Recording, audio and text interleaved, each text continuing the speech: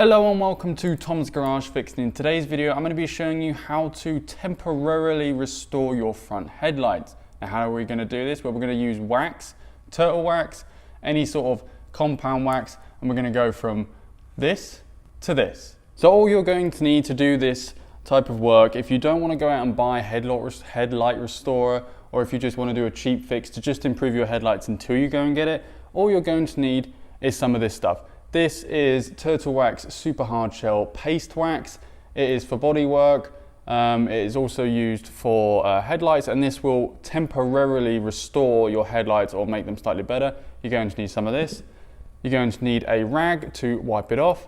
And just to finish it off, I'm going to be using some detailer with mine just to give it a little bit of an extra shine. So why don't we go ahead and get started.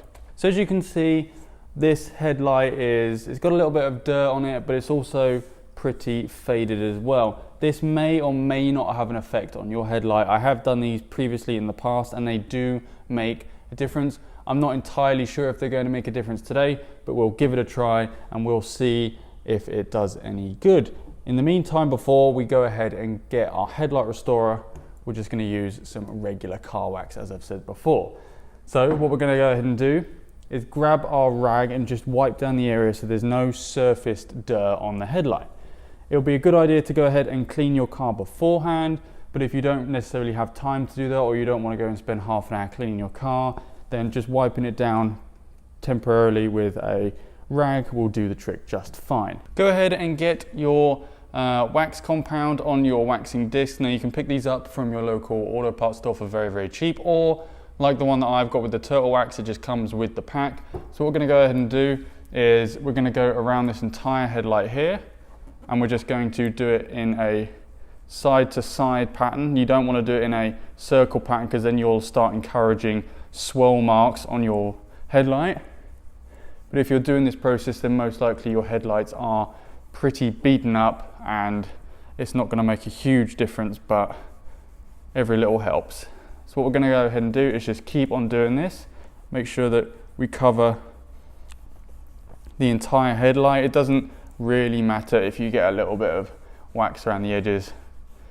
So we're just going to rub this in. Not too hard. We're going to just slowly and apply very minimal pressure to the headlight. So now what we're going to go ahead and do, now that we've rubbed all of this wax in, is that we're going to go and leave it for around 2 minutes, 3 minutes, just to let this all settle in. And then what we're going to go ahead and do is we're going to go ahead and get our rag and rub it off. So now that we've let the wax sit for around 2-3 minutes, we're going to go ahead and take our rag and slowly rub all of this off. And it should, hopefully, depending on how bad your headlights are, give it some sort of small better clearance for your headlights until you decide to either replace your headlights, or if you go the cheaper option, which is go ahead and buy some compound that restores your headlights. So let's go ahead and rub these off.